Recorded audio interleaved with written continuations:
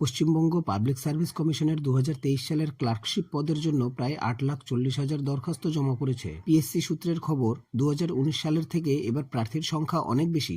এবারের ক্লার্কশিপ পরীক্ষা নেওয়া হবে জুন মাস নাগাদ। গতবার এই পদে প্রায় 6,000 শূন্যপদ পূরণ করা হয়েছিল, তাই এবারও 6,000-এর কাছাকাছি শূন্যপদ পূরণ করা হতে পারে। পিএসসির এক উচ্চপদস্থ কর্তা জানান, প্রতি বছরই ক্লার্কশিপ পরীক্ষা যাতে নেওয়া হয় তার জন্য উদ্যোগ নেওয়া হচ্ছে। সবচেয়ে বেশি শূন্যপদ পূরণ করা হয় এই পরীক্ষা থেকে। প্রার্থীদের হাতে এখনো প্রায় 5 থেকে 6 মাস সময় আছে। এখন থেকে প্রস্তুতি শুরু করলে সফল হতে পারবেন।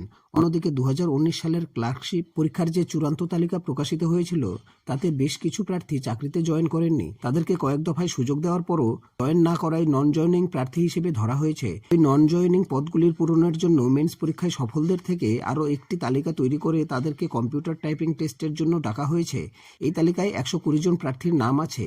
কোন কোন প্রার্থীদের কম্পিউটার টেস্টে ডাকা হয়েছে তার তালিকা পাবেন এই ওয়েবসাইটে www.wbpsc.gov.in। ওইসব প্রার্থীদের যাবতীয় স্ক্যান করা প্রমাণপত্র আপলোড করার শেষ তারিখ 14 জানুয়ারি। এই বিষয়ে আরও বিস্তারিত তথ্য পাবেন এই ওয়েবসাইটে। বন্ধুরা, আজকের জন্য এতটুকুই। দেখা হচ্ছে পরবর্তী ভিডিওর সাথে। ততক্ষণের জন্য ধন্যবাদ।